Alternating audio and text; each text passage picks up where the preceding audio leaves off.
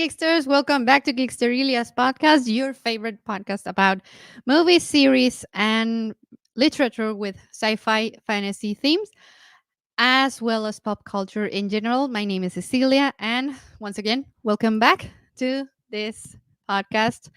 I realized earlier today that today is a year of my first episode ever in English, and we spoke about the same topic that we are going to talk today, which is my favorite sci-fi series.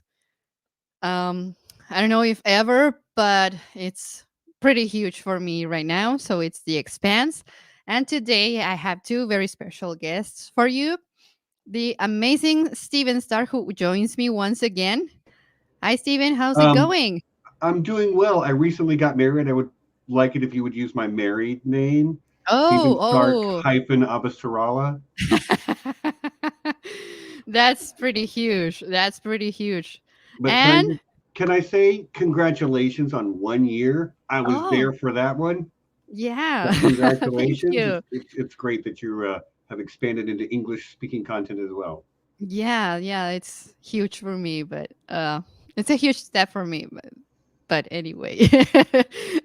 I'm really happy that I started doing this because otherwise I wouldn't have these amazing guests such as yourself and such as our other guest tonight, which is Mr. Chris Danelon. Hi. Hello. How's Happy to it be here. going? It's Yeah, we're going happy good. to have you here. Thank you very much. Okay. Before we dive into our main topic today, um, I would like both of you to introduce everyone in the audience about your what you're doing in your channels and what you're doing in general. So first, we start with our newest guest, Chris. Okay. Hey, so my name is Chris, and I've worked on The Expanse for every season. On season one and two, I was a graphic designer. And for season three to six, I did VR. So maybe we can go into more detail what that entails. But Mm-hmm.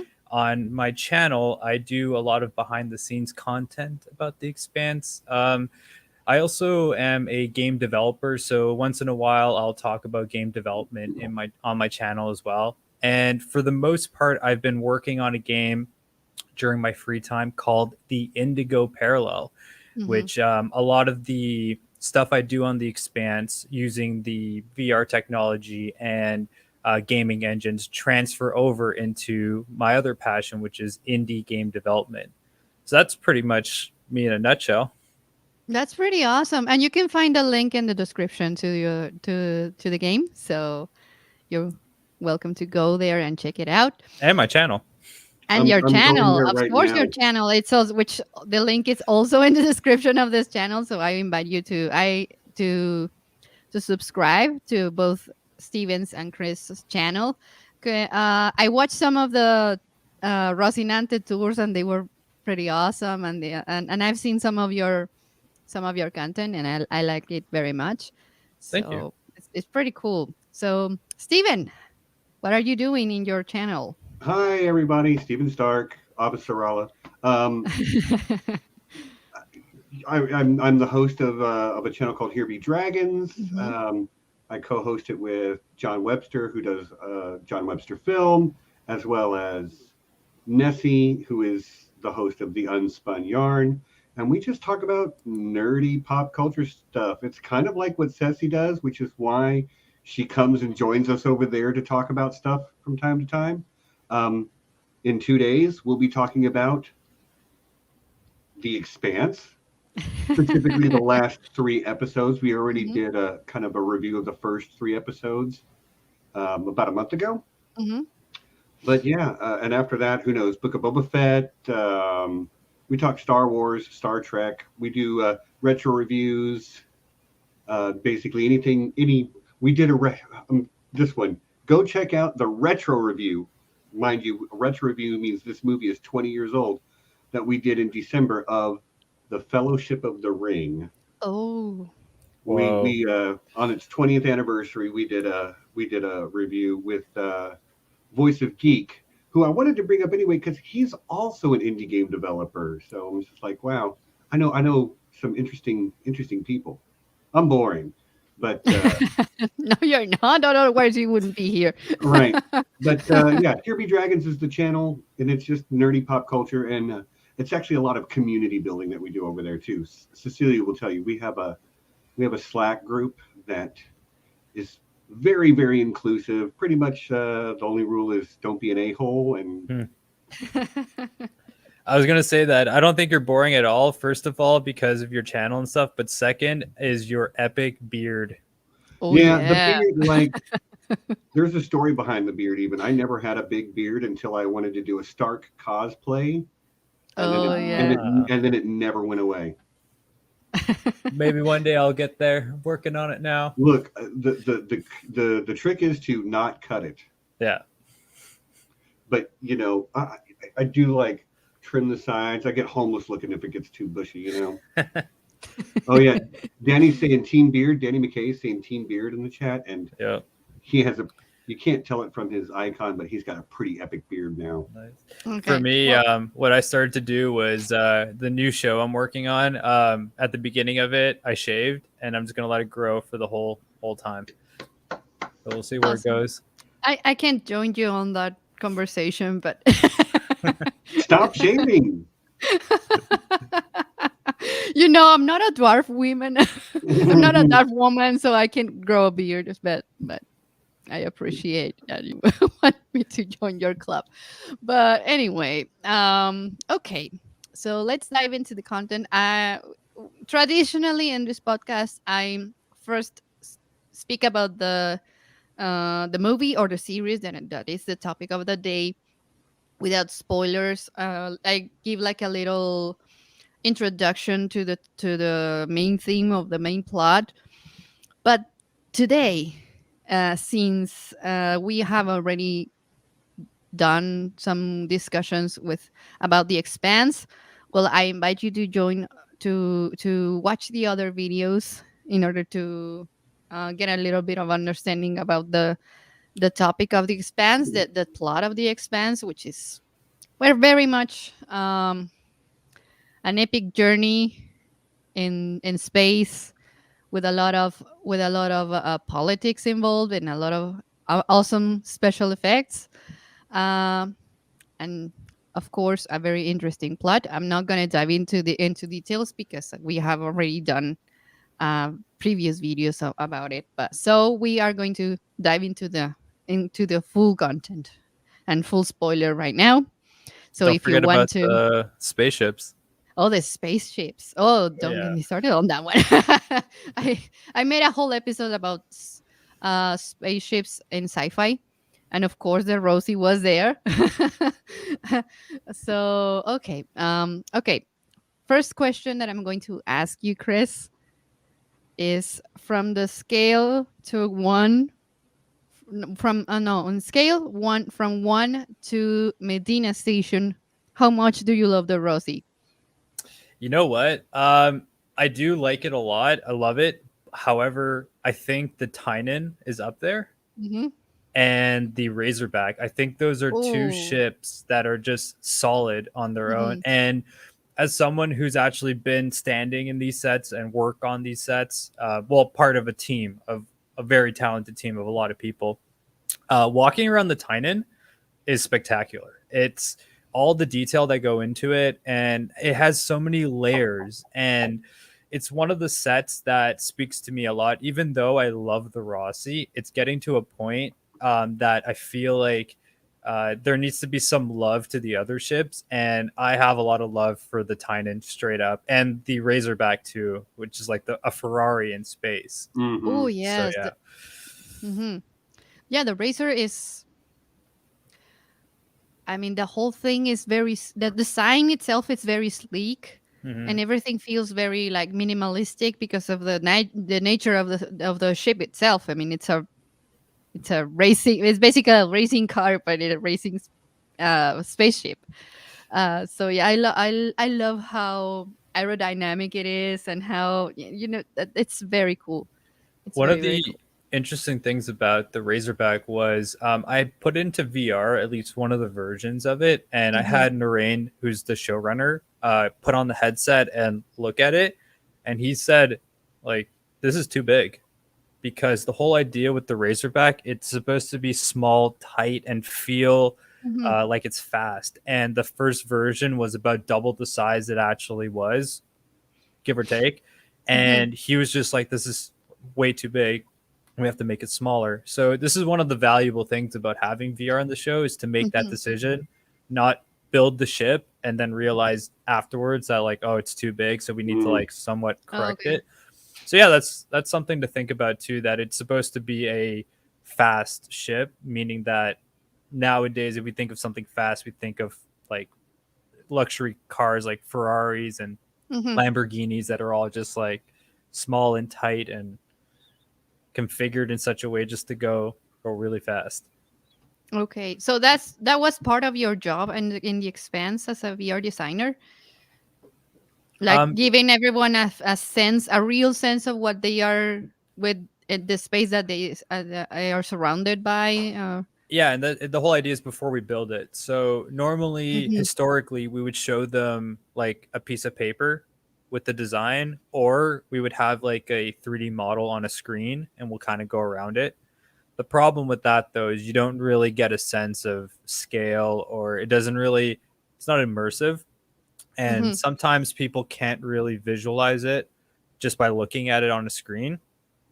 But once you put the headset on and you're physically in the space, Okay. without a doubt, like you totally like get it. So that's Oh. basically what I did. I didn't actually like really design anything. I'm just more the person who takes it and then puts it into a different scenario, mm. which is Okay. virtual reality. But there's also like lighting and texture that goes onto it. That's from my end. So yeah, That's That's pretty. extremely cool, man. Yes. yeah, it's good. It's fun stuff. You guys got to remember too that it's still a job, and the film industry is very stressful, and a lot of the people on the show they wear more than one hat. So the VR stuff was a small sliver of all the other stuff that I did as well. So like I Mhm. said, I did graphics for a while, but um, I try to not do graphics unless I really have to because I'm leaning towards other stuff. But sometimes the graphics team get really swamped, so I'd help them out. But yeah, everybody on the team has wears different hats, and they're all very talented. So yeah. I'm a graphic designer myself, Oh, so nice. yeah. So Um, can I so I'm a can little I ask jealous. you? I'm sorry. Go ahead, No, Cecilia. no, no. Go ahead. You go ahead. Look, I'm just. This part of my brand is that I ask crappy questions. Um, but I do have a show-related question. Is Wes Chatham actually that good looking in real life? Yeah, I would say yeah. The thing is though, a lot of the times I see him are it's in passing.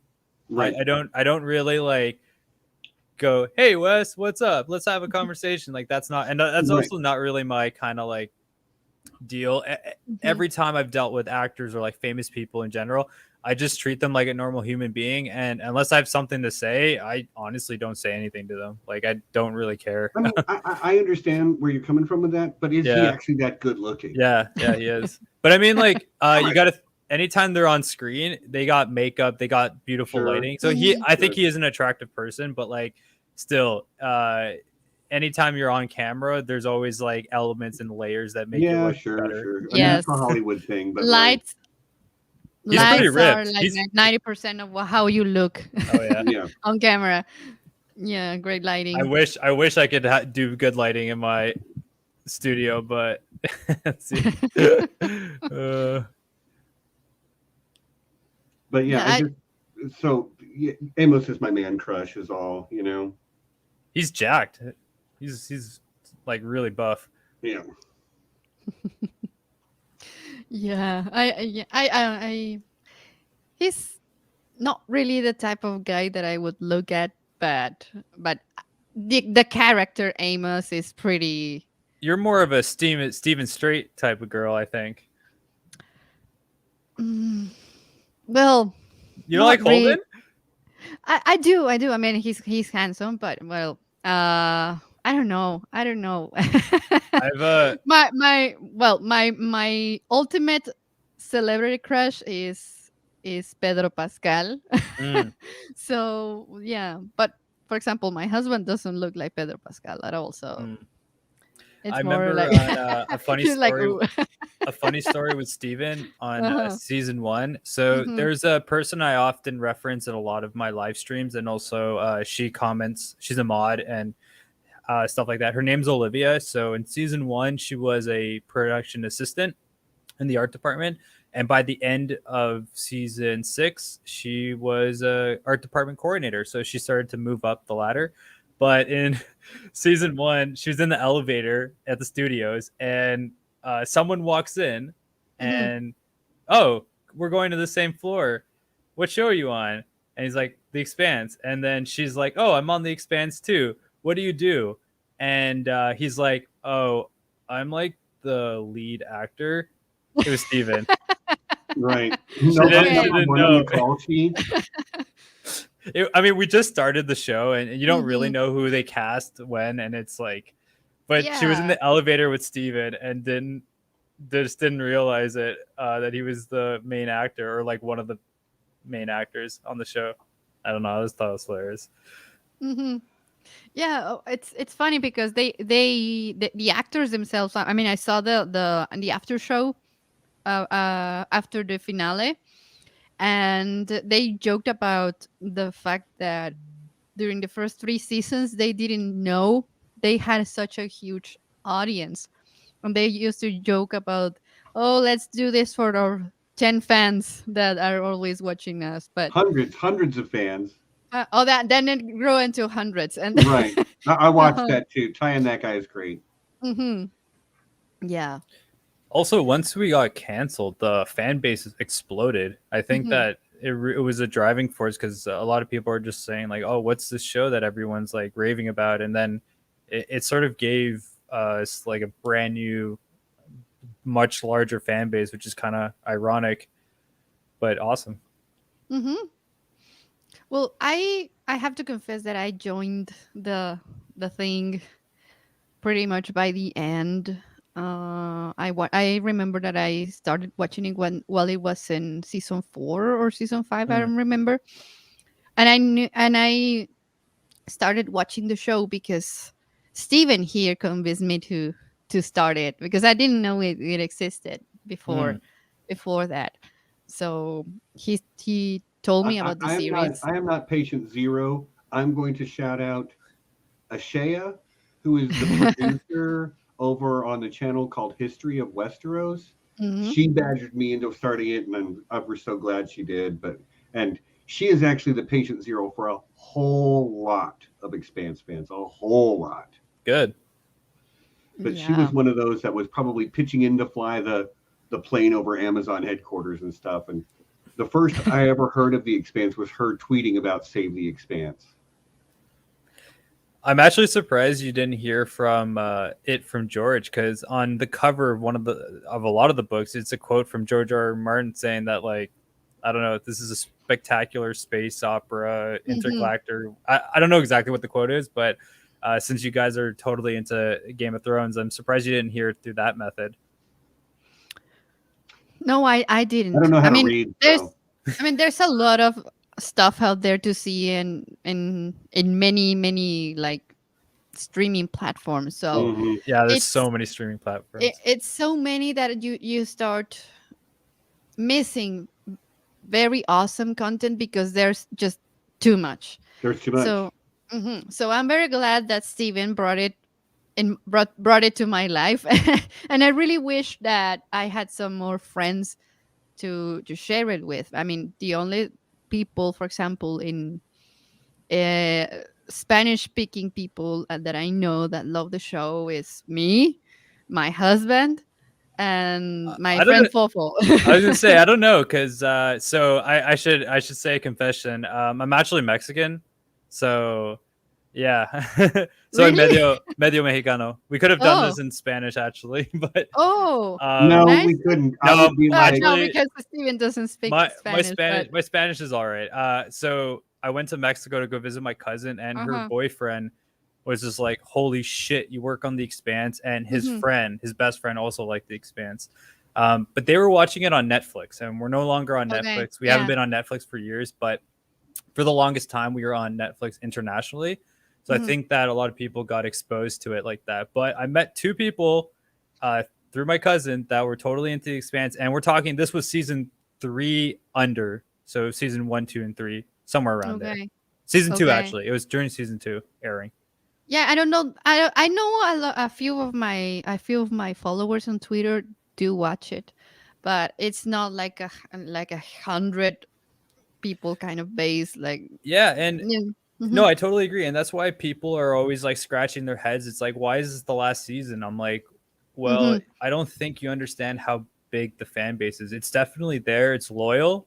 I Hmm. think the show makes great quality content, but we're not Star Trek. We're not a Game of Thrones. We're not a Right. Star Wars. It's just the reality of the situation, and because of that, one thing leads to another. The fact that we got 6 seasons is already a miracle. Like Hmm. most shows, look at Firefly, look at like so many other shows that just have the inability to blossom, and we had a Yeah. chance to not only blossom, flourish, and have 6 seasons, and we all should be really happy about that. And we have a game coming too, so Yeah. Telltale game, right? yep. Sweet. Yeah. I mean, I well, I love. Firstly, I love the fact that I discovered the show because it's. I mean, the whole thing feels very. I mean, I know that it's space and it's in the future, and but the whole thing feels pretty realistic in the whole sense. Of course, there are things that may not be accurate, but But I appreciate the fact that they stick to many. The story feels so organic and so like it's I don't know very the word. believable.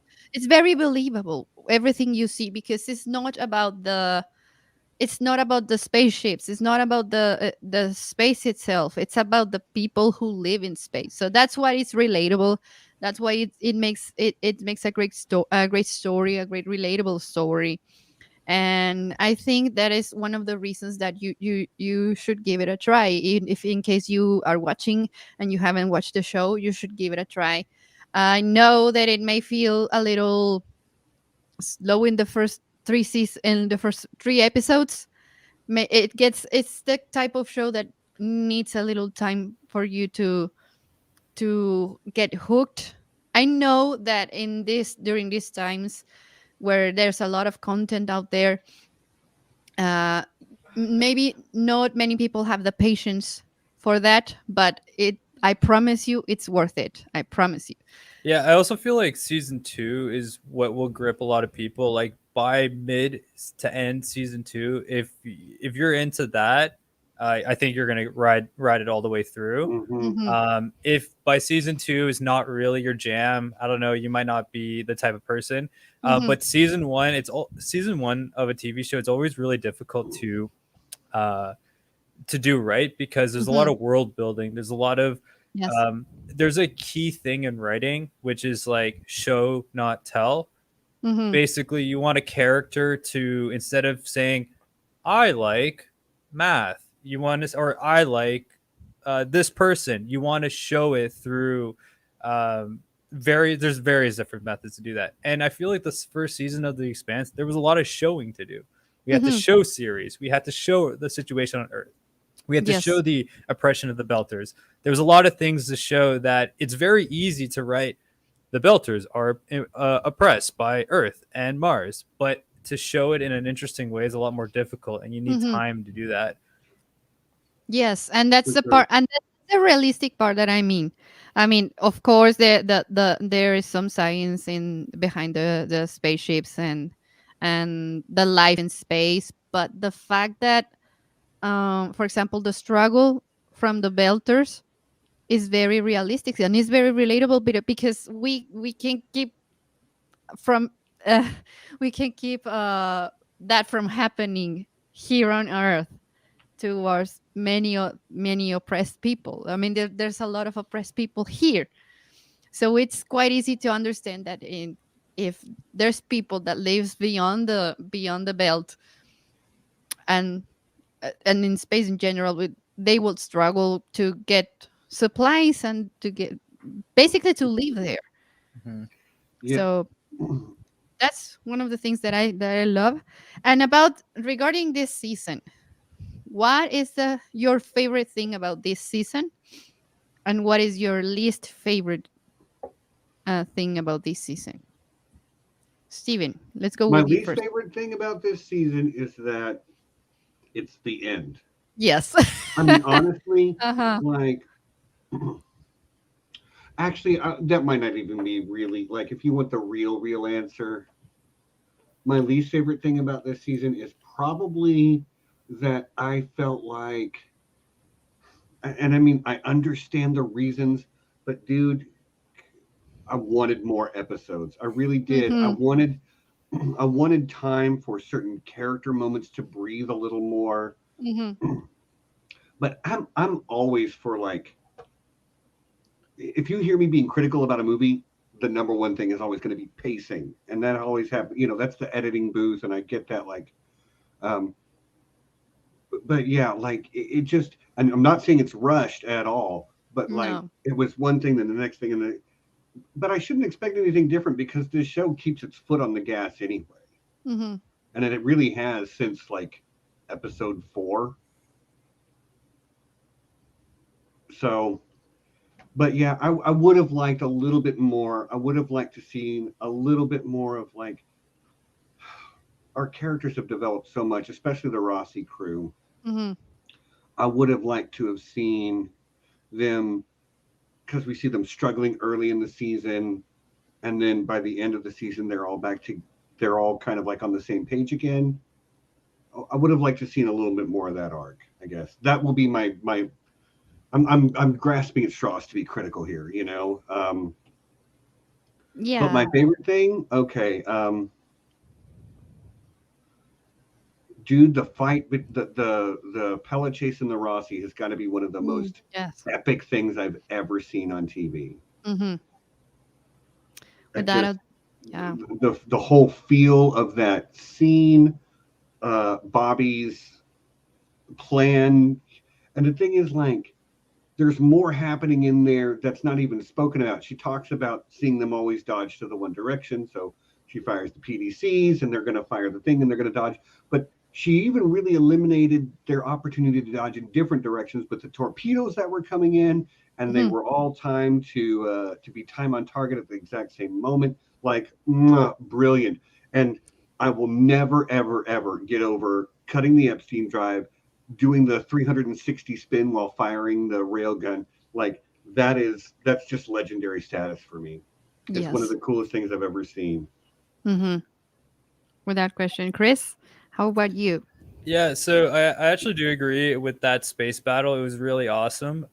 However, I'm more of a person that I really enjoy little elements that give you that paint a picture of the world of story. Like, for example, the conversation between um, when what's his name, Philip gets like kind of shafted, and he gets sent to working on the repairing Mm, the hull with Tadeo, I think his name is, right. and they're just talking about like how his life was back on series, and he's talking about his brother and stuff like that.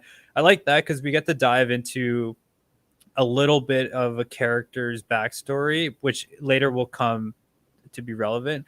But I like the idea. Like, I want to know what a regular day would look like on series. Like uh, when Amos is on at the bar drinking with Bobby. I think that scene's great too because we get to see how is it like to drink with buddies on series, and those little scenes to me is what I like the most about the season. And of course, the space battles are great, but like everyone's going to say that. I don't think a Sure. lot of people are talking about those little tiny. Also, like even the clinic where the guy's getting his like arm shaft and stuff like that. Like just to see what like a medical clinic looks like on series. I don't think we've ever seen that before. I like all those little places, and And don't get me wrong, I love that too. But yeah, The Expanse does something different with its space battles, and honestly, like I'm an engineer, so like under What kind of engineer? civil engineer, I do land surveying and that sort of thing. Nice. But like I have a very strong basis in science, and I watch astrophysics videos on YouTube for fun, just to stay current on what's going on. Like I was excited when they were launching the James Webb Space Telescope and all that stuff. So yeah, I get very nerdy about that. And let's be honest, the Expanse is not 100% perfect with its physics, but it's really, really good. Like I had a conversation with one of my friends who's a huge fan of the show, and he was talking about why do they have to do a flip and burn? Why don't they have like gimbaled engines on the side? And I'm like, well, then you'd have to build two floors and everything would, like, when you flip the engines around, all of a sudden the ceiling becomes the floor. Okay, good answer. Why don't they have turreted weapons? Because those weapons have a recoil and it would spin your ship if they're firing off the center line. So yeah, like the Yeah, only PDCs have low recoil right or no recoil basically. or no recoil. You can even Yeah. see like it's probably ejecting the shell out the back. You can see something coming out the back of the gun when the PDCs are firing. Mhm. Hmm. The only turreted weapon is, I recall seeing that like there's a turreted railgun, but it's on a very large ship. In season 5, I think we see Talk about them. a railgun maybe. Yeah, it's a ship-mounted railgun. They were sitting outside the ring gate. I believe they're UNN ships, Mhm. but it's a very large ship with a single railgun in a turret. Hmm. So you have a lot of mass to sort of absorb a lot of that recoil. But which is why that spin maneuver is just so good to me. Like there is something about the way the Expanse does their space battles that Star Trek can't do, Star Wars can't do, Battlestar Galactica couldn't do. It's so good, Yeah. which is why I say that. But I do love the character moments. It's the characters that keep bringing Yes. me back to Mhm. if you go look on my channel, we've done 2-hour conversations about Naomi, Amos, uh, Avasarala, Drummer, Draper, like lots of characters have gotten 2-hour talks about just that character. Yes.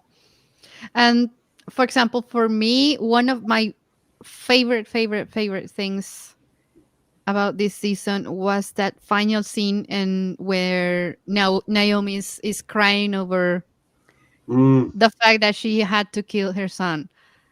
That mm, moment was so heartbreaking for me because, well, I'm a mom and I understand the pain. I mean, my children are young; they are 6 and they are 4, but and I haven't had the opportunity, well, to see them as grown ups, right, and to see them make their own decisions, and so that I haven't experienced that, but I know the fact that I mean, seeing the suffering that she went through in the past season, and then see this scene, it was well, heartbreaking, and he And was one it's of my. also is not only her son too. It's her lover and baby daddy. Hmm. So it's more than that too as well, right? And it was very emotional. That moment was very emotional, and of course, I love Abasarala. I love every moment that she is on screen, and I like the fact that this in this season she feels more sensitive to other people's emotions and other mm-mm, people's struggles, because she, and in past seasons, she knows she's powerful. She knows she's the type of woman that can get whatever she wants to, but she has, I believe that all the situation um with Earth, the situation on Earth really came her put her in a vulnerable level. So that way she was more empathetic to the Belters' needs, even though she was opposed to the fact that they got the control over the the commercial the transit the union. trades. Yeah, but Which can I also just say maybe that's my favorite thing from the season is Holden being like, okay, I'll do it, but I need stuff in writing. And then he's like, you know what? She's in charge Mm-hmm. because you never like I. It's not hard to recognize Holden as the sort of like male self-insert character. Um, he's the guy all the guys want to be. He's the captain, and he gets the girl and all that stuff. Mm-hmm. Um, But but he also gets to be sensitive. He gets to be thoughtful, and doesn't like normally in a lot of our Western storytelling. That character is going to just shoot first and ask questions later, but he literally disarms the nuke so it won't kill Philip. And then in the end, he gives power away. That is such a rare thing to see. Also, mhm. another thing too is I don't really see him as the leader of a union person. Like I don't think that's his style. For Mm, example, what really stood out? Have you guys seen the X-rays? yes. Mhm. Okay, do you remember the X-ray where he started working on the Canterbury? Mm-hmm. Mhm. He just wanted, like, he didn't want to fucking work on the Canterbury. He just wanted to relax, and chill on Yeah. series. So I think that even though he does grow over time, like Holden is still Holden. Like he's not going to change his character. And him, I think he'd rather be a mercenary than the leader of a union with at a desk job. I think that Holden is the type of hero that doesn't want to be a hero, doesn't really want to be a hero. He just wants to do the right thing. And one of the things that makes uh, Holden such an unique type of male lead character is the fact that he knows when to step aside. And you don't see that very often in Mhm. storytelling.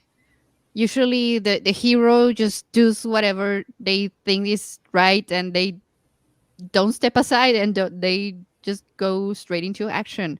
Yeah, and And often that's violent action too. yes, yes. And Holden, that makes him a very different type of hero. So I like that about him.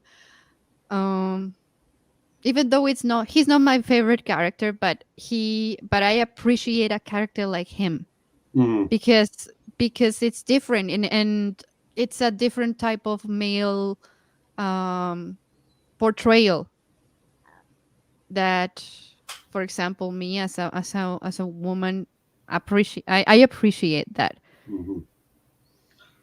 So, Chris, you're a fan of the show besides just working on it, but you're an actual fan of the show too. Yeah. Mhm. Yeah, I mean, it's one of the only shows that I've worked on that I'll recommend to my friends. It's one of the only shows that I'm like super proud to work on. Like everything else I've done, I've always been like, yeah, whatever. But then since I worked on the Expanse, I was like, this is some quality content Right. and Mhm. something that is worth like people to invest their time in watching the show. Like I've never had that on a show ever, and I've been working in the industry for over 10 years now. So yeah, I am Sweet. definitely a fan for sure. Did you watch Game of Thrones? Yeah, I didn't finish season 8. I couldn't. Okay. Well, my real question though is Holden Space Jon Snow? I think No, so. What? I do think so. I Yeah. no, kind of think so. I don't think Mhm. so. What Holden is like. I don't know. I need to think about that. I feel like they're different characters. I think the meme is there, but Mhm. Right. the meme is there for sure. And they But also do look alike a lot. yeah, and the Steven. look. Well, that's where the meme is, right? Right. That they Yes. look alike. Yeah. But well, I agree with this. He's an optimist, and Eva Sarala mentions this in the meeting, right? That it's a miracle that he was alive all this time, Hmm. and I think that's what makes him different from Jon Snow, the Okay. optimism. Hmm. Because, well, the righteousness is there in both characters, but I think that Holden sees most hopeful future from his in his reality than Right. John does. Uh-huh. So I also think if Holden somehow like died and got resurrected somehow, I would have been like, yeah, I could see it more. But that doesn't. He gets nuked, but like he gets like radiated, but I don't think he really dies and gets Well, resurrected. okay. During this season, I did see I don't him a know. little bit more.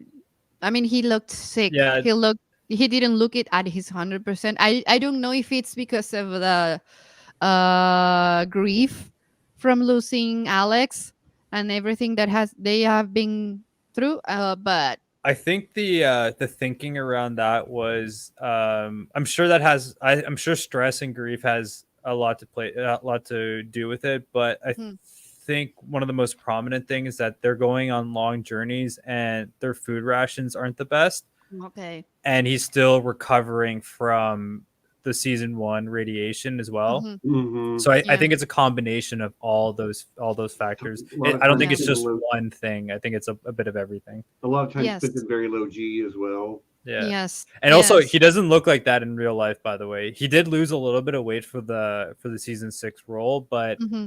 they made his face look whiter. And there's ways to put makeup on to make you a bit like Yeah. more. Some shadows and in. Yeah, so Uh-huh. a lot of that's makeup. He's perfectly healthy in real life. That's all just On his body language, movie his body magic. language was Yeah. pretty crazy. I mean, he did look sick, Hmm. and well, that's There's pretty great also acting. Yeah. there's also ways too. So one thing that's really interesting as well, if you want to make an actor look older on in front of the camera, put less makeup, because Uh-huh. when you put more makeup on, it's generally to make them look more youthful. And if you see them with more makeup on and you want to make them look older, pull the makeup back and they'll look older. So that's a movie magic trick from the makeup department. That's pretty great. That's pretty So, crazy. so um, Go ahead, Steven. I just want to ask one quick question, because Chris, you obviously have the inside track on all things The Expanse. So when I wouldn't season say seven, all, but oh I know a come on, lot. man, don't BS me. I know better. When is season 7 coming? It's not happening, man. Yeah. Sorry to Okay. burst your.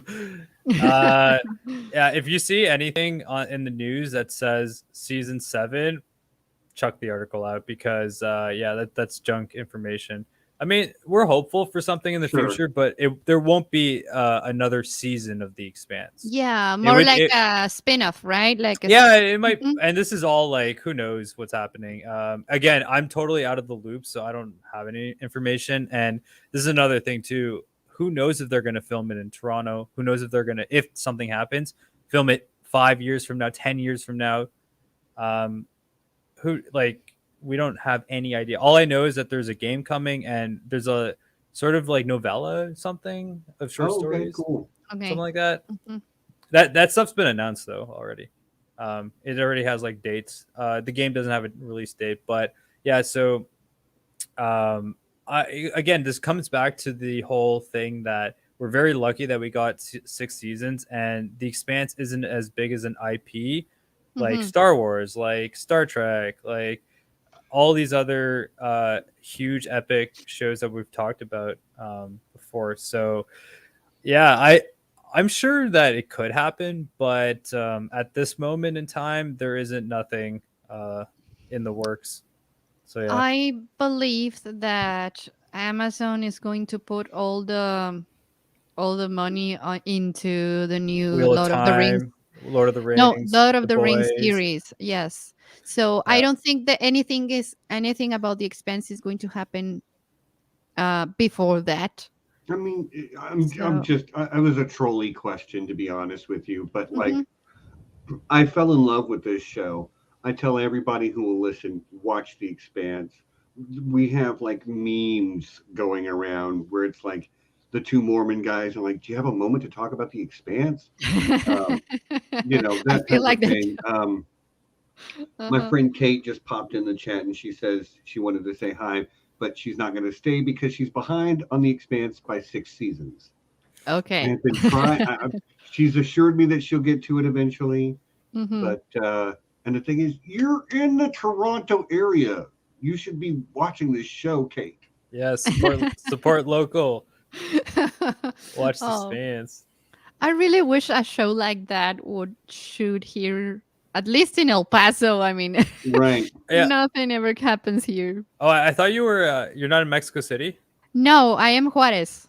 I'm Oh, in okay. Juarez. I'm in Juarez. I live in Juarez, and well, Okay. I well, Juarez and El Paso is basically the same city, but and Yeah.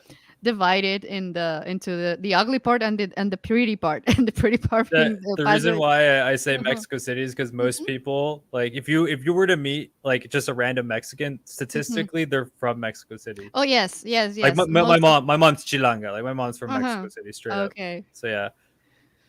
Yeah. I mean, but there's the most of the population in Mexico is in the center of Yeah. Mexico, which is Mexico City and the surrounding areas. But no, Mhm. I'm from the north.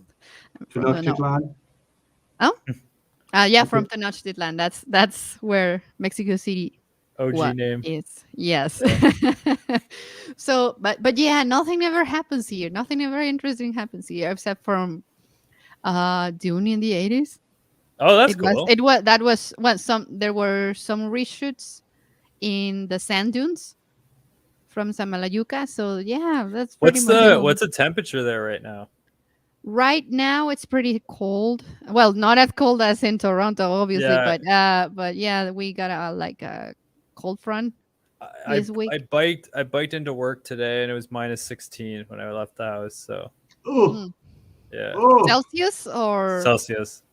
okay, no, was Fahrenheit would be, I don't know what it is. let's see, like 16. 20s. No, it's going to be like It's Celsius would neg. be like 3 or 4 degrees. Okay, I mean, Fahrenheit it'd be like 3 or 4 degrees. Yeah. okay, yeah. Yeah, because zero is 40 something Mhm. No, Fahrenheit. 32. 32, 32, 32. 32 Okay, is 32, freezing. 32 is freezing. Okay. 32.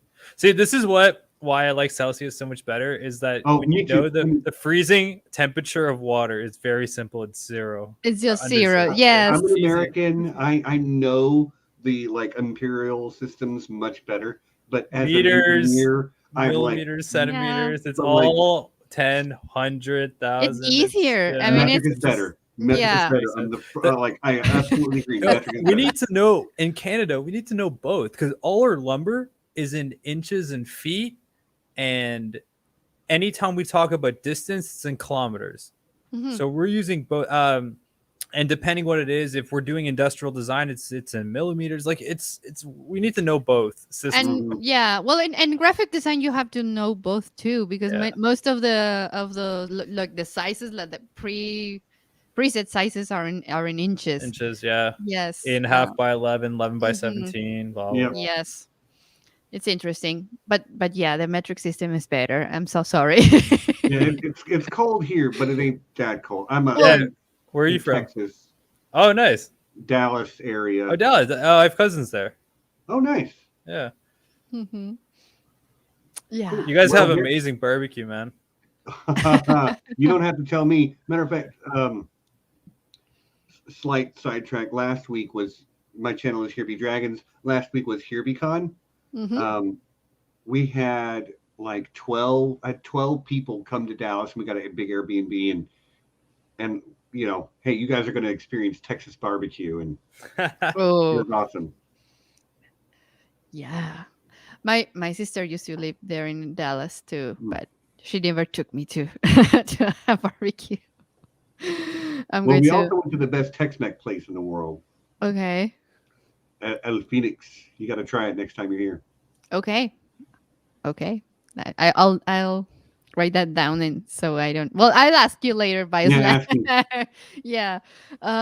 Okay. So we were talking about our favorite things about this about season 6, and well, I didn't get to talk about the least favorite thing, which is pretty much the same as Steven. That the fact that I would have loved to see more, and I would have loved to, you know, have more episodes and have another season maybe, but Another. I understand.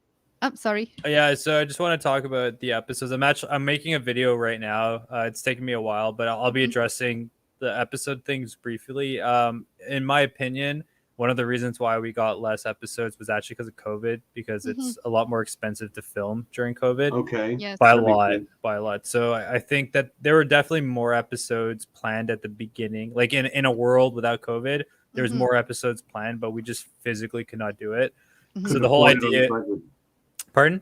It's a budgetary thing then, you think? In my Yeah, I think. opinion, one of the reasons. I think Yeah. there's a lot more other factors as well. So yeah, that's another thing to consider too. If we can only do six episodes for the sixth season, how is there going to be a future to that? Like, Hmm.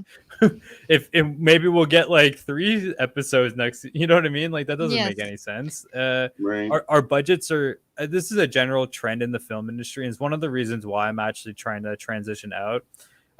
Demands are getting bigger, budgets are getting smaller, deadlines are getting tighter, Hmm. and it doesn't help anyone. It just stresses us out. And I'm not saying, again, The Expanse was a difficult show, but compared to the show I'm working on, it is nothing. The show that I'm working on is a complete, I don't know if I could swear, but the show that Go I'm ahead. working on is a complete fucking nightmare. Okay. That we got, and I don't care about saying, I'm not going to say what show it is right now, but we got 2 seasons Hmm. back to back. Automatically, you get 2 seasons. I'm not working the second season. I only signed a contract for the first season, Okay. and it's just such a nightmare for everyone to work on the show that we're all like, you know what? I don't have to stick around for a second season. Hmm. So Yeah, I understand. I mean, production wise, it's very difficult. It's something very difficult. Like it's especially during these times, like you said, during COVID.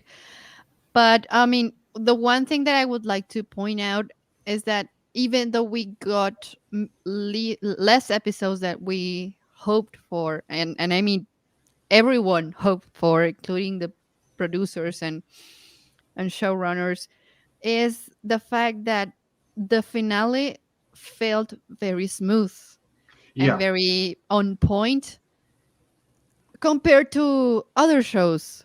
I'm not gonna say a name, but we all know which show we're we all talking know what about. we're all thinking the same John's thing. not here. You can say it. Okay, Game of Thrones. I'm so sorry, Game of Thrones, but you. I didn't want to throw some shade up at Dan and Dave, but because they brought us some wonderful seasons. They did. For the first seasons were Yeah, but pretty another great, thing but about yeah. those guys too is the other projects that they were promised, they've Hmm. now been like either canceled, they've been booted out. So I think people are starting to realize that, you know what, maybe these guys aren't the gods of the creation of televisions. I don't know. Yeah, I mean they were very lucky. They did things right the first during the first seasons, but obviously they But ran out of the source material they had and. George. They had George Mhm, Exactly. in the writers' mhm, room. That's the thing about the Expanse. We have Ty and and Daniel Daniel. they're in the writers' room, and the showrunner, like one of the highlights of my career of all time was working with the showrunner Narang. Oh my gosh, he has a vision. He is so talented. Like he's worked from everything. He's worked from CSI. He's Mhm, worked on Star Trek, like Star Trek from back in the day, TNG, I think it was, mhm, and he's worked on The Expanse. Like he he is so talented, and he's an engineer by trade. So it's like mhm. Narain is such a talented person, and I'm so happy to have my name anywhere near his. Like, um, yeah, I love Narain so much, and any project he's working on is going to be good because he is that strong of vision. Wow. That's high praise. Yeah, Yeah. dude, he worked on CSI, the original, and in TNG. Those are Mhm. like, some of the Yeah. oh my gosh. Quality television. Now, Yeah. like I've seen him in several interviews. Again, I watch Ty and that guy, and I've seen him interview other places. And I read that singing.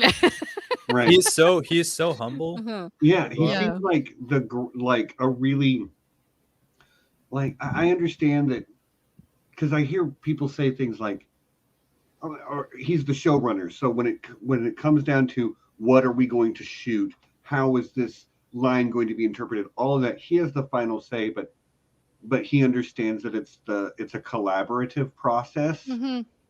And Yep. like, yeah, that's like, when you can remove the ego from the Yeah. decision making process, I'm sure that it just helps a lot. Also, another thing too, that I think he understands, he's been in the industry long enough that he knows what is possible. Because a lot of times, and he's open to compromise as well. Because in the world of filmmaking, but everything in general, it's like you can't uh, promise everything and complete everything perfectly. Like the Hmm. idea that everything that you want in a television series production wise is going to happen, but how can we use the budget, time constraints, and every other factor to make the best product possible towards his vision? And he Hmm. understands that, so he's able to make decisions that at the end of the day will look great on camera, but also fit the uh, constraints that we have, which are so many different constraints, budget, and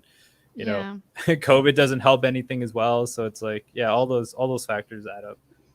And that's something wonderful. I mean, considering that sometimes in the creative industry, no matter which area you are working at, for example, if you're a graphic designer, if you're a costume designer, if you are a writer, if you're a musician, if you are anything that is related to creativity, sometimes achieving that is very difficult because, like Steven says, sometimes your ego gets in the way, and your wish for, transcending or doing something that everyone admires, you sometimes need to slow down and think about what are the possibilities, the real and actual possibilities of your product or whatever you're working at. And achieving something like this is very admirable, because it means that you are a true team worker, and you are a true you're someone that actually understands and listens to your team. And you know when you can achieve that, when you can do that, you is when the best results came up. And you can see that in this season, and well, the show in general, but this season especially. I mean, the finale, even though they had so many difficulties around budget and the COVID and many other things, and the fact that the story itself with Holden and the Rocinante crew, and this stage of this story, is ends with book 6. You just had to stop, and you just have to end the story right there. But the how they did it is what I like the most. So Hmm. I'm currently on Narain's IMDb. He was an executive producer on 136 episodes of CSI from 2004 to 2010. Hmm. And the CSI like craze, what happened with that show was every show after that wanted to be the next CSI. So I remember Hmm. around that Hmm. time I worked on two cop dramas back to back, and after the second one I was like, I'm never working a cop drama again. Because in the art department I was doing graphic design, like the stuff that you're doing, it's so boring. It's like, it's paperwork. It's like, I've done so many mugshots, like of just like walls of just mugshot. It's just like, it's all so boring. So when I was on the Expanse, I'm like, this is sick. Like I get to do spaceships and like, I want to ask you yeah, about that. I do want to ask you about that because, well, I am a graphic designer myself, and I know the process. I know how it is. yeah. I've been a designer for more than a decade now, and you know, this time the client is your own employee. Employer, but I'm sorry. This time the client is your own employer. And how was that for you? I mean, I obviously, creatively, from the creator's point of view, is exciting. It's so exciting because everything is well. great. Like you said, it's spaceships and all that kind Yeah, of stuff. so the one thing that is different than we call real world and then there's film world. So we call things differently like that. So in the real world, you have a lot of time. In Okay. film, you have no time in the sense that a director can show up. And I'm not saying this always happens, but it can happen. A Hmm. director can show up to a set on the day and be like, "I don't like that sign. We go to camera in 30 minutes. You need to redesign, print, Print. Oh God. mount, cut whatever, or the vendor has to do that. Pick it up, bring it to set, and put it on in 30 minutes.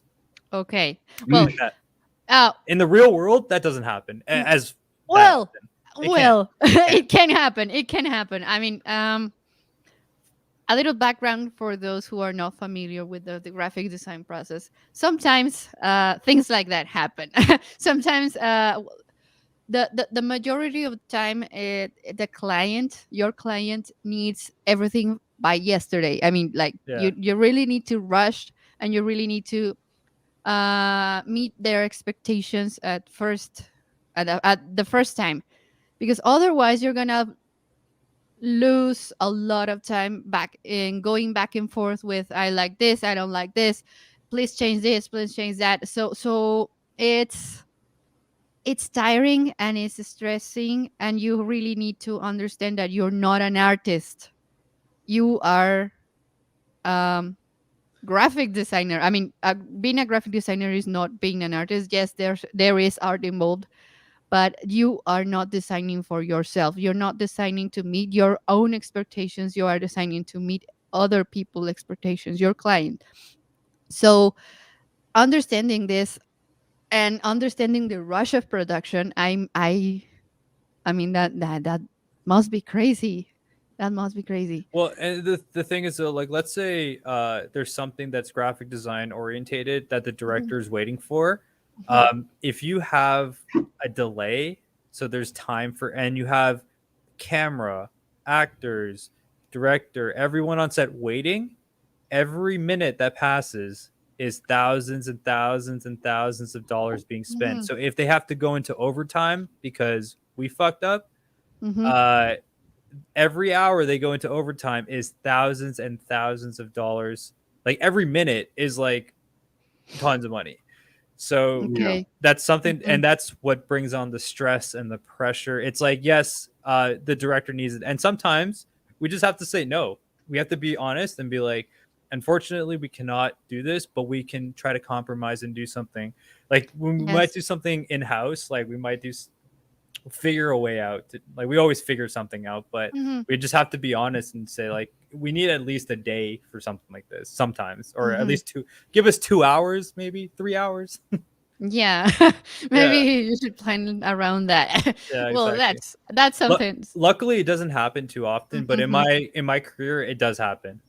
Yes, I mean, there's always something that may came up. I mean, and you sometimes, like you said, you need to be the bearer of bad news. I mean, and that's what one of the most characteristic things about this type of job is, that there's a lot of client facing there, and you need to understand. You need to be very empathetic, and you need to be very thoughtful of the time, of everyone's time. So yeah, I can totally understand that. I know that it must Couldn't be do it. crazy. I know it must be crazy. So Yeah. yeah, Couldn't do it. I it could not do that job. Like, I It's mean, stressful. A lot of it is. people they want to get into the film industry, and I'd be like, most of the people that work in the film industry are divorced if they were married before, Hmm. just because you never see your you'll never see your family ever, Hmm. ever. You just won't. yeah. One of my daughters used to talk about. She's like, I want to be a graphic artist. I want to be a No. professional artist.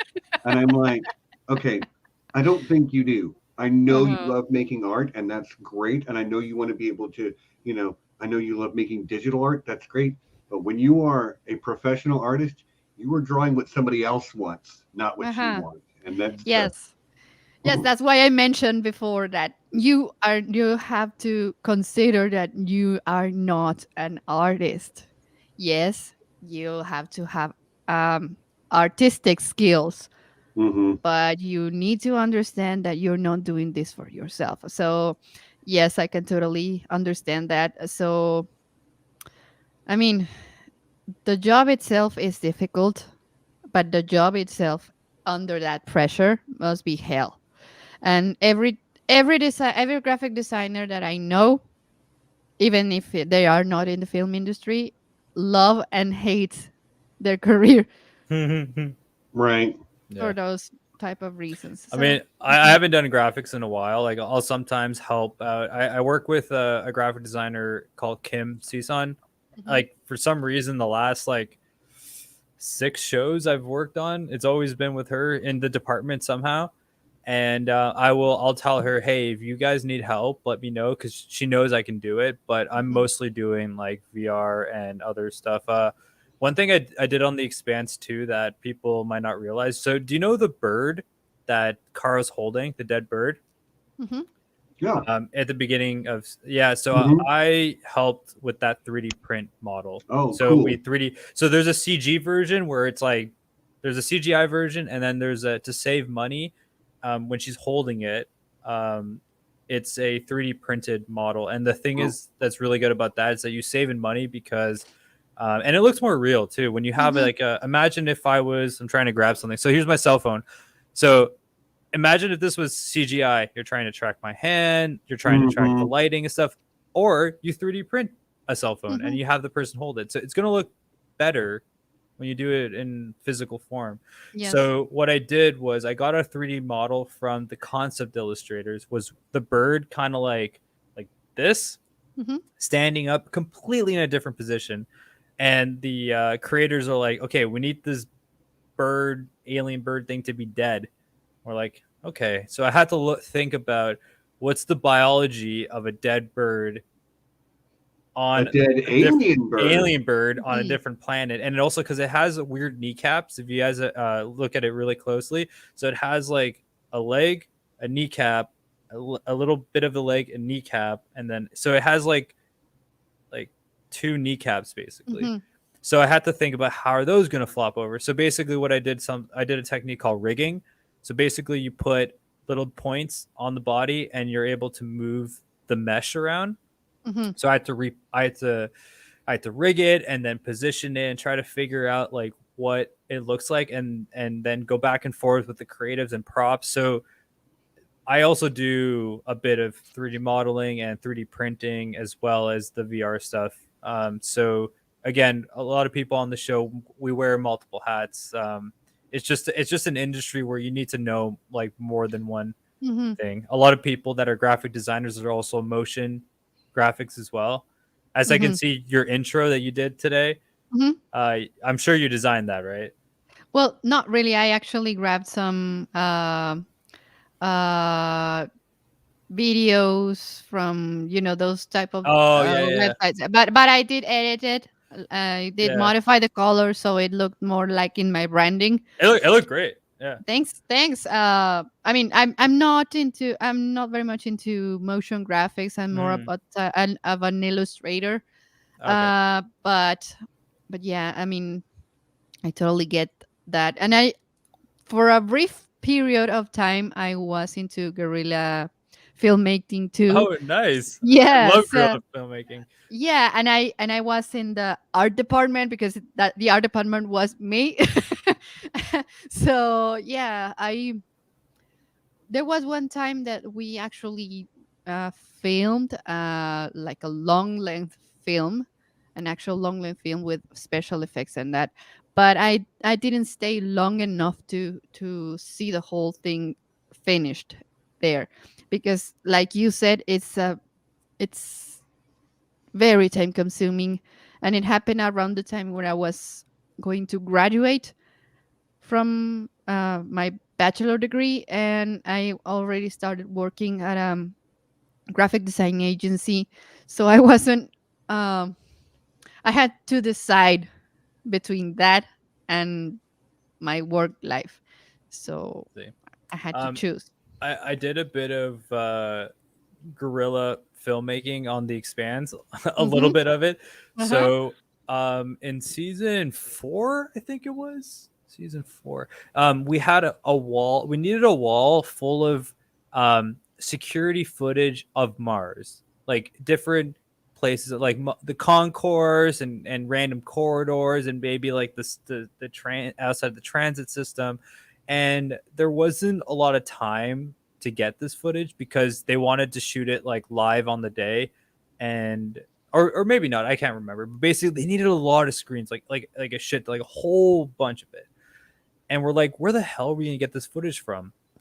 So I thought to myself, in order to get an actual unit to film it, you'd have to like set it up in the schedule. And it's like, there's no time for it. There's no money for it. And it's like, how are we going to do this? So me and a coworker, we literally just got GoPros, and in between takes, or like even when they were filming on a different set, when it was kind of lit, we just set up cameras and just filmed, walked away, got a few minutes, set it up in another place. But I think I consider that guerrilla filmmaking because we didn't really ask for permission. We just did it because Mm-hmm. we wouldn't get the footage otherwise, and it would cost the production more to try to like retroactively like figure something out. And it's like, I don't know. I kind of feel like technically you're not supposed to do that for whatever reason, union wise. But if they want to give us more money, we can do it legit, or more time. But Yeah. there's never enough money. There's never enough time. So it's like we figure it out. Mm-hmm. And also, no one wants to do it either because this is like way above our job description. Like my job description is like get a VR model, put it in a set for the director, done. All the 3D modeling, all that graphic design, all that other stuff is just extra. Mm-hmm. Except for season 1 and 2 where I only did graphic design. Mm. Okay. Yeah. Yeah. Yeah. I totally get it. Ugh, it sounds tiring. It sounds tiring, but it's also very exciting. Y'all are Like going just to this. I mean, not way over my head, but a little over my head with some of this stuff. Again, mhm. like I'm not an artist. My stick figures are crooked. I That's not where my talent lies. I'm a great talker. Um, you want to see my real talent? Come play D&D with me. But Yeah. You're dungeon master. oh yeah. Um, Nice. let's see. I'm 47, and I played my first game of D&D when I was 9. Oh So wow. yeah, Long history of it. long Yeah. time. Yeah. I Um, I keep telling Steven that I want to join uh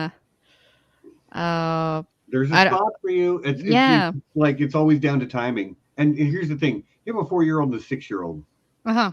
It's tough to like devote that block of Hmm. time consistently. Yes. So maybe But yeah, like a side character that they need. right, it comes and goes. Yeah, Yeah, yeah, but that would be great. I the mean, I wanted to steer this back to like act the narrative of the show for a moment, yes. if I could, because one of the things that struck me, and when you were talking about it earlier, Cecilia, I think maybe you said it was one of your favorite parts, was that moment of Naomi in that moment of I just killed Philip. Hmm. Um, and it made me think back to season 5. I always thought that character was great. I always thought Dominique was great in the role. But holy cow, has she really turned it up to 11 the past couple of seasons? Hmm. Um, she was not she was a character I enjoyed, but I was always like, no, give me Amos, give me Christian, loved me some Bobby, but by the time, yeah, season 5 really changed my whole perspective on Naomi, and I love that it kind of got to come, it got to continue in this season because you got to see the cracks forming in the Rosie crew and how she, her the nature of her relationship with Amos had changed, and that she was having some struggle there. She was still trying to mend things with Holden, and there was some struggle there. Her approaching drummer Mm-hmm. to try to Yeah. get her on board to Yeah. fight for the same cause directly. Right. And the Yeah. conversation, right, totally. But also the conversation she has with Holden about you don't get to make that choice for me. Mm-hmm. When he disarmed the nuke, she's like, you can't do that. Although I think Holden's retort of, I understand both points of view. yeah, Yes. because Uh-huh. Holden for himself, he couldn't be the guy that killed her son. Mm-hmm. That was a Holden thing, so that was for him. And I get that from his point of view. Like, how am I Yes. supposed to be with you knowing that I killed your son? Mm-hmm.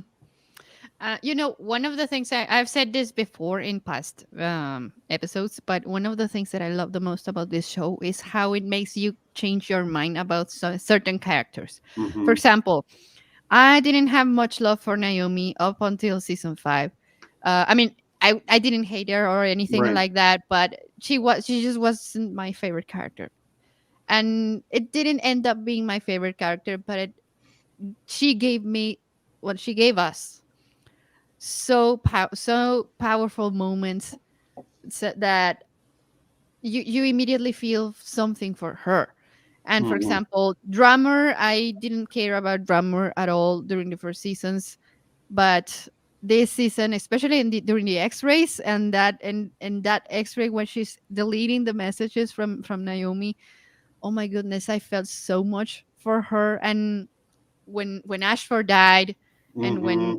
yeah, I mean, it they gave us very very powerful moments, powerful character moments that make you change your mind. Except for, the only one that I hated from beginning to the end, but not because it was a bad character, but because he was a great villain, is, of course, Mr. Marco Inaros. So I loved hating him so much. That Yeah. Stupid, sexy Margot. yeah. I have a joke where when he has his hair up, Hmm. I call him Man Bun Marco Man because Bun Mark. he puts his hair up usually when something's going on, and when he's more relaxed, he put his hair down. So it's just Yeah. like making fun of him. Man Bun Marco.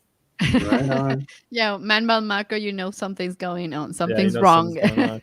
Well, it's the same thing with you can have the same idea with the vac suit. When you're Hmm. sitting in the chair of a ship and you have your vac suit on, Hmm. and the battle lights, you know something's going down because Mm-hmm. a round can go through and you lose pressure, so you got to have the suit on.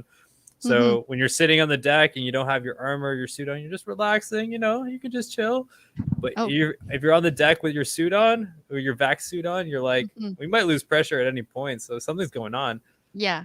And now that we're talking about Marco, I would like to point out that I loved seeing a character that could stand up for him, stand up, um, and say truth to Marco Inaros. I mean, I loved watching that, because not very often when you have these charismatic leaders and they are some type of fascist, I don't know, it's difficult to have a character that is on the same side with them, but they can point out what they're doing wrong. Yeah, and so I love that about this season.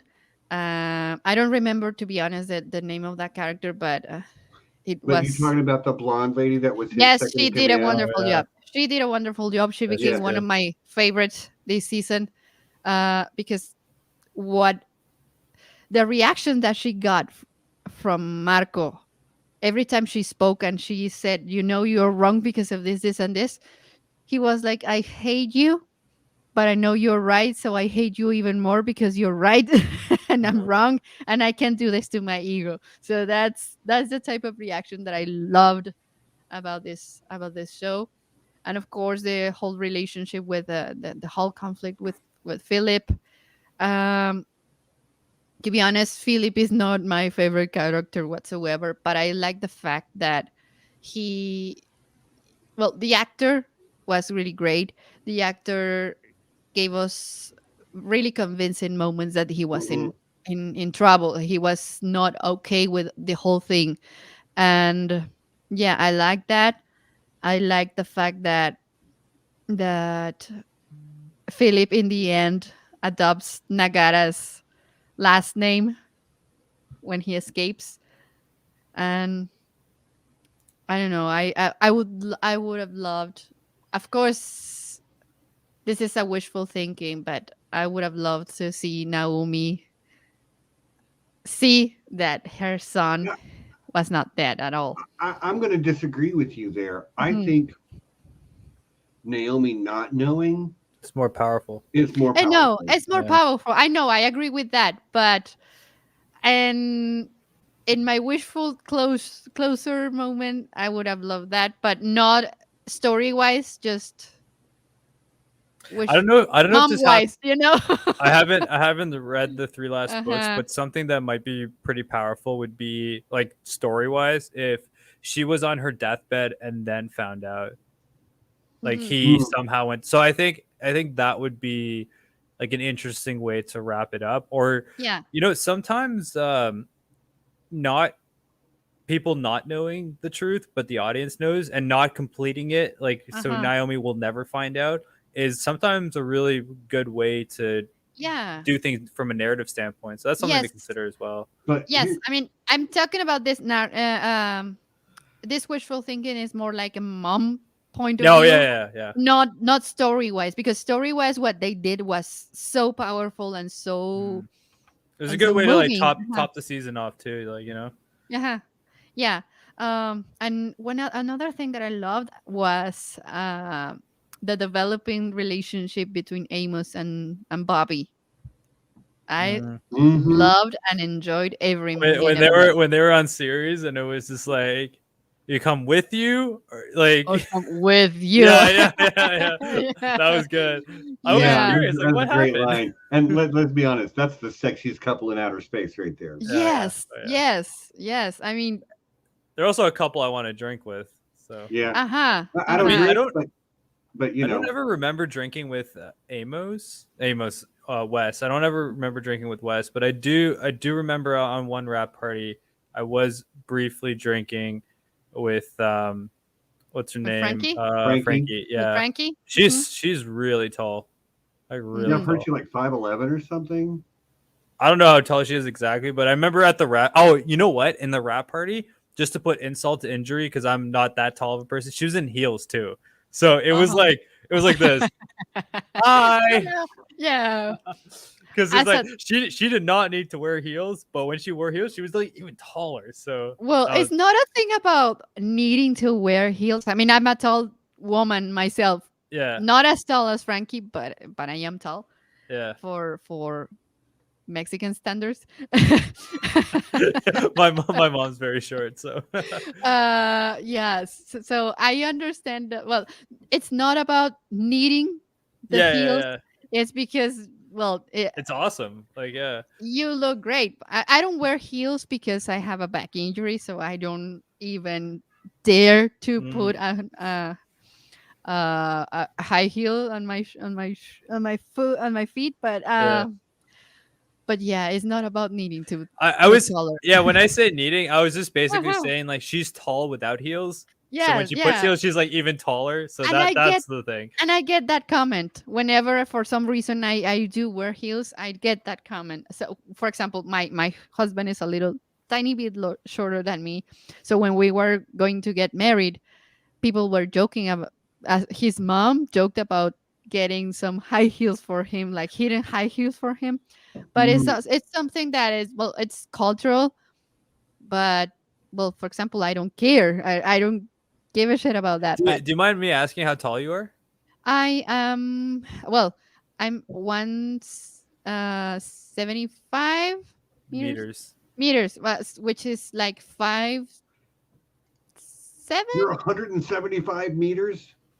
No, Uh, 1.75. one 1 point, point which seven is five is about 5'7". Yeah, about that's 5'7". yeah. Yes. So Okay. No, no. you're pretty much my height, Uh-huh. but Yeah. No, which is it's tall not for five Mexico. seven. It's 5.7.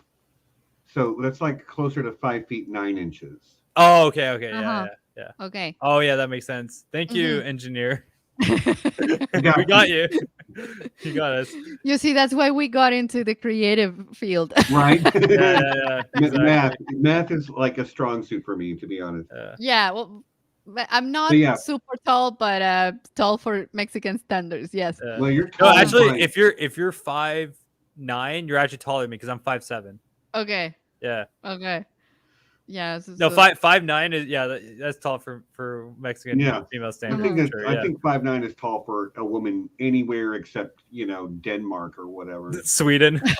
Yeah, Well, I was once in New York City and I saw a lot of tall women there, so Mhm. I didn't feel as like a giant. So for some, for example, I got that comment about the needing to wear heels. Some, you don't need to do this. When I was in high school, no, in middle school, because I grew up really quickly compared to my classmates. So I was so like this tall, and they were like this. So they were, yeah. um, Frankie Adams is mm-hmm. what, 5 centimeters taller than you? Uh-huh. Yeah, she's a Yeah. very tall lady, I think. And I, Yes. her arms, like I was, yeah, yeah. Oh yeah, but like, I'm just like, holy Because cow. one thing she that we looks did too bigger. is Mm-hmm. as soon as the season started and she flew to Toronto, it was Mm-hmm. personal trainer, gym every day, and she just pumped Mm-hmm. it. And the personal trainer like made her work. I mean, she's fit in general, Sure. but just to get the Bobby physique, because in the books they say like she can like rip people apart, Mm-hmm. and she definitely, as soon as she landed in Toronto, it was like straight to the gym and start crushing the weights, and you can see it on screen. Like Yeah, she looks she strong. looks Even back very in, muscular. I mean, and that makes her look even bigger. Yeah. I mean, hmm because, well, for example, I'm like you said, about 5 centimeters shorter than her, but I'm skinny, so I don't look so huge. I mean, I don't look like I'm going to. block out the sun. Yeah. Yeah, it's also like has to do Uh-huh. with your frame too, because some Yes. people are just are naturally able to put on more muscle mass and stuff like that, Mhm. and other people are a bit more thinner. And then like there's endomorphs, and I mean there's like the three body types. I can't Mhm. remember from my exercise science back in the day, but Yeah. yeah, you got the three body types, and yeah, Mhm. she's definitely the one that can put on muscle for sure. Yeah, but I mean, that makes her character so believable. Hmm. I and that's another example of characters that I didn't care about during the first appearances of you mean the character, Yeah, and I then I didn't like developed. her at first. I I, didn't I like her. I actively didn't like her disliked at her. all because She's too nationalistic, Yeah, too. she Mhm. was kind of like a Martian brainwashed sort of But like like Yes, even by trooper. the end, yes, even by the time you get to the end of season two, the season she appears in, by the end of that season, I'm already like, I love this character. Like yes, when she yes. breaks out of the embassy and seeks asylum on Earth, I was like, I'm here And for this. one of the The things scene too, in front of the sea. The scene in front Mhm, of the yeah, sea was what mhm, sold the character to me. I mean, at that moment, I I went from hating her to loving her, and she became. She escalated onto the top three of my favorite characters of the mhm. Expanse in that I moment. also think that they did a really good job casting as well, like casting in Yeah. general, but like casting Frankie was just like they Yes. did a great job Hmm. casting her. So, as someone who has not read the books, is the character of Polynesian descent in the books, or is that, or do you know? I've read up to Cibola Burns, and I don't remember exactly. I just Fair enough. remembered her. They're talking. I think it is, but like I just remember they're them talking about her like her built like Hmm stature and Hmm. how big she was in the, because like in the books it's not really it's more of a mech suit. It's Hmm. like in the TV show it's more of an like lighter like, hmm I mean, it's like heavy duty armor wise, like it could take a Yeah. lot of hits, but in the books, it's more of like something you kind of like climb into, and it's like it kind of bridges the gap of like machine craft Okay. and armor. Hmm. And in the TV show, it's more like armor. Yeah. Okay. Just Yeah, power armor. and the thing is too is like some people complained about that, and the logistics of filming that is ridiculous because you're having these characters wearing these armor, doing all these crazy things. Budget wise, we could not afford to have build a crazy big mech suit and Right. have her like uh jumping around and like Mhm. because in one season she's like on the Guan Shin and she's like falling down off of it and she like you know grips onto it. It's like to do that with a crazy bulky mech suit Mhm. would be Yeah. a logistical nightmare, and we would Yeah. need the like it already costs a lot to do those scenes and stuff like that, but to do it with a suit that's hard to move around in, that's like mechanical, then we're bringing in like special effects and other Yeah. departments as well. I It's would just imagine. crazy. I would imagine there's quite a few CG elements to the suit, but you can still put something on Frankie Adams' body that looks like the armor. I think one of the most CGI things would be the visor, Right. Okay. and That that's would have not been my always CG. It's sometimes CG. right, but that would have It been my guess, depends. like the heads-up display and all that stuff. Okay. Yeah, but even the glass on the visor Okay. can be CGI as well. It depends on. I don't know why, what it depends on. Again, I'm not on set, so but I know that Sure. sometimes when there is like there's this one scene in season 2 where there's like kind of like there's cracks when they get attacked on that one planet. Mhm. There's like kind of air coming out. Mm-hmm. Mhm. I think that is all CG. On Ganymede, right? Ganymede, Yeah, yeah. it's Yeah. Ganymede. But Mhm. in this season, when Drummer gets like the bullet, yeah, so it's lighting issues, is what one of your mods is saying on the chat. Fofo. Yeah, Fofo. Um, in this season, where Drummer's like bullet kind of goes across, Mhm. um, so that was actually real. And I talked to the props guy, and he said they used a glue stick, like a glue gun. Okay. So they basically, to make the bullet look like it kind of grazed the visor, they used the glue gun to make that effect. If you go watch the scene where that guy loses an arm, Uh-huh. if you see her visor, it's just look at it and be like, that is literally a glue gun that's just like this. Mm, That's nice. really nice. That's really nice. Oh my goodness. Yeah, like I'm so glad I don't work in the film industry. Like, it wouldn't work for me. But I always find it fascinating yes. the way things are made. You Mhm. know, I've watched a lot of uh oh. I just remembered I have a 3D printed Oh. Bobby. We were just talking about her armor, so I have it here. So Sweet. it'd be really difficult to, if this was like way bulkier, as a mech suit. Mm-hmm. Mhm. Yeah, it's just Yeah. Okay. logistically it's just better. Mhm. But even so, even for for that kind of armor, you would need a certain type of physics to, I mean, to in order to be able to withstand the weight of the suit, right? Mm. So it makes sense that she's, I mean, tall and strong, a strong woman there. Well, any soldier should be Right. strong. For example, Amos. Oh, by the way, that was another one of my favorite moments in this season when he threw himself on top of Bobby to protect her. I Yeah, love that moment. I that love was that good. moment. That was hmm good. Oh, and we need to talk about the Easter eggs on the names of Oh wow. Yeah. on the The names of the soldiers, of the assault yeah soldiers. the Yeah, There were the there's so a Vulcans. there's a photoshopped image that has all like the connections between who they are. But I remember for that, it was really funny because the idea was how many Easter eggs can we fit into one hmm screen. So it was like, it's the last season. Let's do something that is absolutely hilarious, and that was like purposely done by everyone was like in on it. It wasn't because like Easter eggs sometimes like you want to hide them, and hmm like when I was a graphic designer, I would hide them here and there. But Hmm. this was just like right in your face. It was pretty obvious.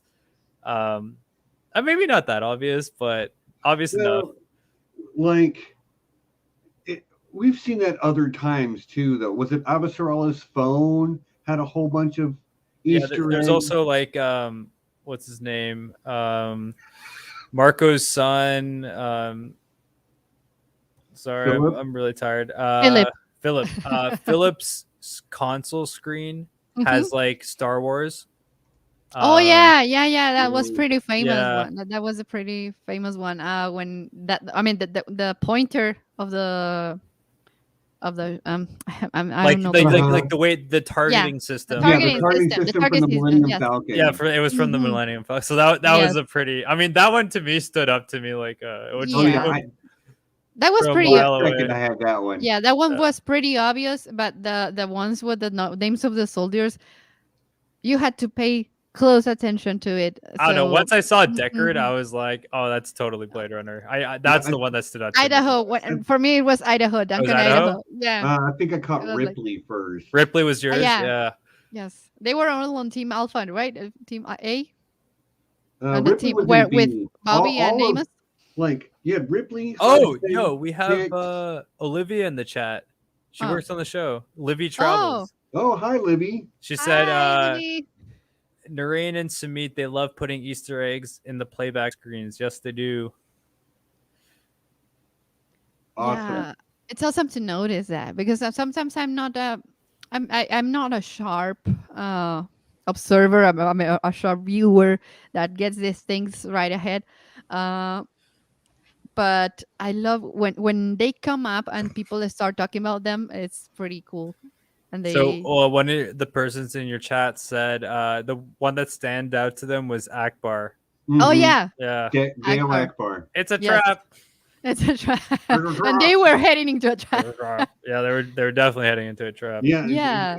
it was tough, man. Like, there's a lot of big heroes. Like Lone Star was on the list. Even Yeah. so I have a Slack group that's related to my channel, and we have a sub channel in there called Beltalota, just for talking about the Expanse. And yeah, we had a blast trying to name every name on there. I'm not sure Hmm. if we got them all, but like we got a lot of them. Well, there were posts around that listed the whole thing. Yeah, but we Uh, did it ourselves. oh yeah, Yeah, it's more it's exciting, harder when you much do it more yourself. exciting. Yes. But yeah, the part that stood up for me, the first name that I saw was Duncan, Idaho. So yeah. Hmm. Nice. Uh-huh. One of the Easter eggs that I threw in that no one saw for like a really long time was again graphic. I was season 1, 2 graphic designer. I Hmm. put the number sequence C-137 Hmm. um, outside of the Rossi airlock doors, and it's a bit subtle. But if you're a Rick and Morty fan, it might be a Mm. something that's pretty obvious. Basically, there's an episode where they need to they figure out what dimension they're in. So every single Rick and Morty pair, they're in different dimensions. And this Hmm. one, like the main character, at least in that one episode, they were from dimension C-137. Okay. So like when I throw back in the day, when I threw mine in, I made them very like kind of obscure. I mean, people noticed them, but the way that they found it was when Adam Savage did a tour of the set. It was outside the set, so it was well lit and stuff like that, and you can clearly see the number sequence, and that's when people realized that it was a what do you call it, an Easter egg, because in the actual TV show it's a bit dark when you're outside the Rocinante doors and they're opening and closing. You can see it if you turn up the brightness or you're really paying attention, but like no one noticed it for years, and I was like, damn. Yeah, but it must Maybe feel it's too great when subtle. they. Yeah, it is It too subtle. But it must it's feel subtle great. because Yeah. you just can't see it on the TV show. It's just too Right. dark. Okay. Yeah. Okay. Yeah, but it must feel great when they discover it, right? Yeah, they discovered it on Adam Savage's YouTube channel when he was doing a tour of the sets, but not in like the actual TV show. Uh huh. Yeah. Okay. Okay, we're heading into the final part of the show, but I would like to one of the things that I would like to mention before we start closing up this is that one of another thing that I loved was the fact that all the characters that were close to Alex acknowledge their grief.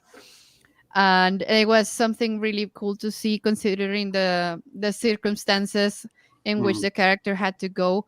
But and that, well, we understand the situation, and but it still felt a little like rushed because of the circumstances. But I like the fact that in this season we had these little moments when they acknowledged the fact that they were missing him, and they were um you know, grieving for him. yeah, And of course, in these cases we need to separate the character from the actor, okay? But I love that, I love that little tiny little detail with the music. And yeah, that sort of stuff felt Yeah, I really think great. and another thing with the music was that they were always talking about as a joke to make a musical number in the Expanse. Now, obviously, that wouldn't really make sense tonally. Yeah, So yeah, this yeah, is that's the way they did it. They did it yeah. in like that sort of sing fashion, along but with the music. Yeah, yeah, Uh-huh. it's kind of like a joke saying like we did a musical without the number without doing a musical Yeah. number. what is that called? Diagenetic music? Is that what it's called? Is it Gigantic music. diagenetic and non-diagenetic? Like the music in the show that the characters can hear versus music in the show that they can't hear because it's Oh, Oh, the yeah, score. yeah, that's an okay. interesting concept. Yeah. Mm-hmm. You could also have like a fourth wall breaking and be like, "Oh, is that Clinton? Clinton Shorter? Yeah. Is his music being raised right now? Is something gonna happen?" It's like I'm just noticing that the music's getting a little bit more intense. Is something bad gonna happen to me? Uh-huh. That'd be Uh-huh. brilliant. Yeah.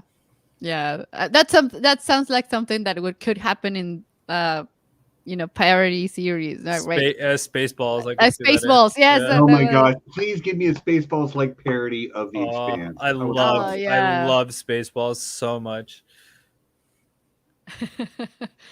Okay. Oh, we Oh, need by the way, you should delete that comment from what? that alphabet soup name.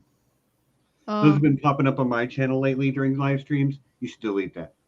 oh, which one? I don't see that. You have Oh, to switch from top chat to live chat. oh. Well, No, I think it's been taken care of. okay. Let's not No, pay no, it attention to it. hasn't. It's still there. It's the third one up from the bottom right now. Name starts with Oh, a V. You should delete oh that. yeah, yeah. Okay, That person okay, is advertising a link to something that you're not at, that you don't want them advert. okay. Well, I Yeah, just blocked it. I just blocked it. Well, good call. I reported it. these things happen when Yeah, you're yeah, Yeah, live. yeah. so you guys live stream a lot more than I do. I've Uh-huh. noticed that in two of my live streams, I had someone whose username was a bunch of nonsense and was like posting. Do you guys get that at all? Is that normal or Occasionally. No, this is pretty much the first time that I get this, but okay? yeah. Are you talking about somebody who was like spamming it? Yeah, so Spamming Uh-huh. someone changed their username to something like it was just nonsense basically, Hmm. and then would spam in the chat. Hmm. I You just need a wondering if mod. that's a You yeah. No, need a mod for it. I got two good mods now, but I was just like wondering if that's because I don't stream very often, so I was just Hmm. wondering if that's a thing. Oh, No, I mean you'll.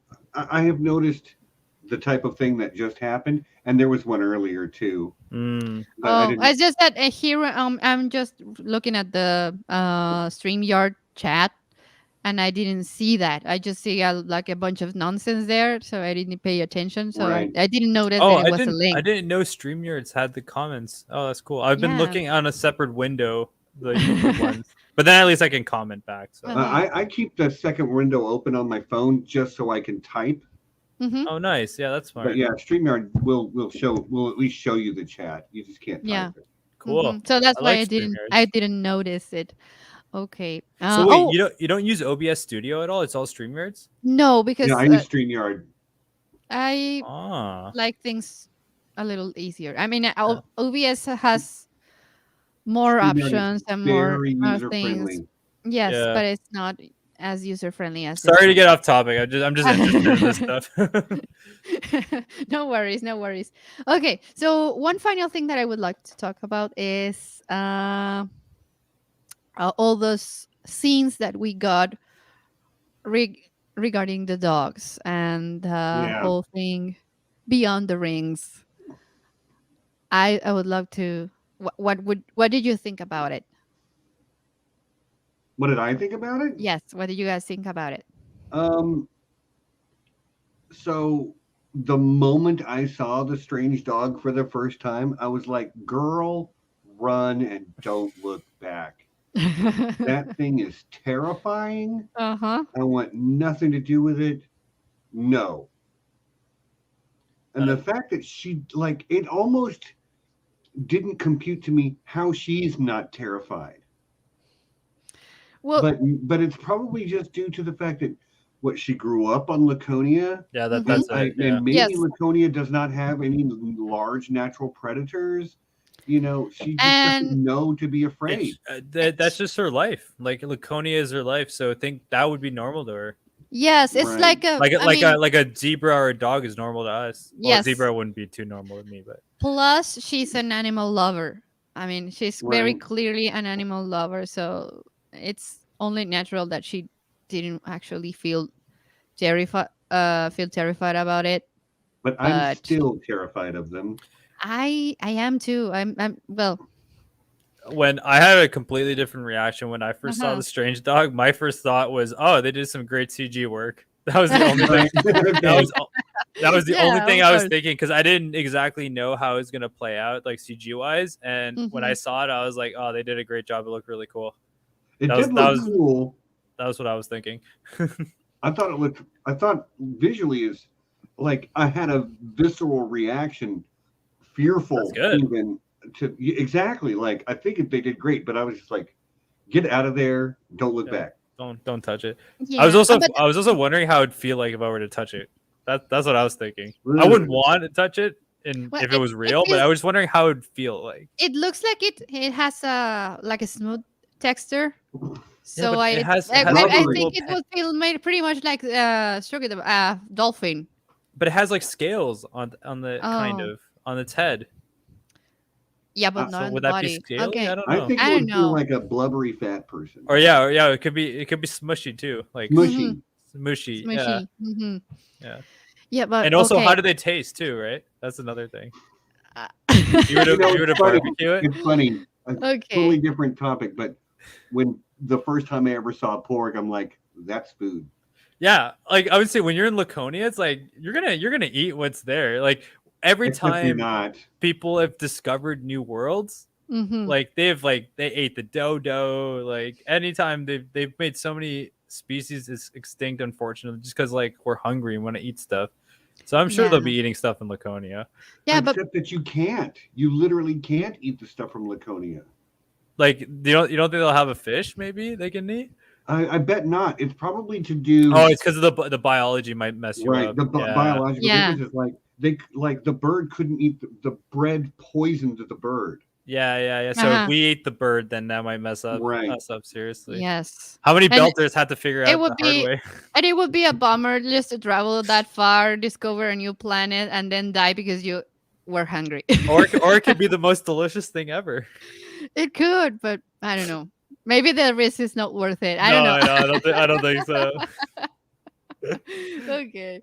Okay. Well, final thoughts on the on season finale and hope, maybe hopeful thoughts for future shows or something. I'll just go with hopeful thoughts for future shows Hmm. or movies or I would love to see a trilogy, one for each book, maybe 10 years down the road from now, because Hmm. I know there's a time skip, so letting the actors age up a little bit. Hmm. Yes, I would love to see the rest of the story. Hmm. Yeah. Um, but overall, I'm gonna give this season like maybe an 8.5 out of 10. Hmm. Mm, Probably only just because, and the only thing that keeps it from being perfect is not enough time to get everything I wanted. And I mean, it's by design. Everything that's detracting is by design. Like they Hmm. left that cliffhanger with Laconia on purpose. Hmm. It's not like the decision. It's not like they were like, we're going to come back for another season and we're going to go on from here, and then they didn't get to. No, this is where they chose to leave it off. Hmm. Um, but yeah, I loved it. I loved the show since I found it. It's it's the show we've talked about on my channel more than any other show or franchise. Um, Chris, I gotta tell you, it's kind of like I've been geeking out just listening to you talk about the process of the behind the scenes stuff. So Yeah, I got all that stuff on the channel too. You should check out. I subbed to you. Thank you. Like at the beginning of the stream, I subbed. I've got some homework to do, but this is my favorite science fiction show I've ever watched, and I've seen Babylon 5, Firefly, um, Star Trek, Battlestar Galactica, Stargate. Like I'm a sci-fi fantasy nerd. Always have Mhm. been. This is the best science fiction story I've ever seen. They stuck the landing.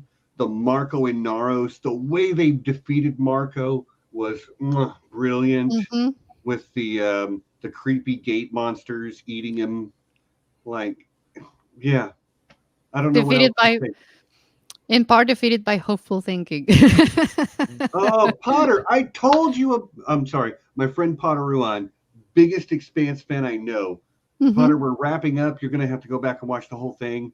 You won't regret I it. It's better. a great conversation. Um, but I told you about this literally 30 minutes before this thing. I'm like, he's talking about getting distracted by Zoom chat. I was on that Zoom chat. Told you I was coming here.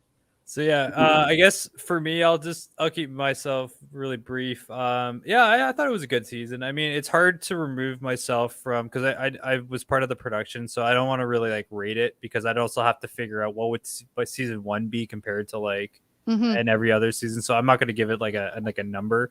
But yeah, I thought it was pretty good. Obviously, there could be room for improvement. I mean, I think the Laconia scenes could have been done a little bit better story wise. Child actors are always hit or miss. I thought they did a really good job, Mhm. but it's just difficult sometimes.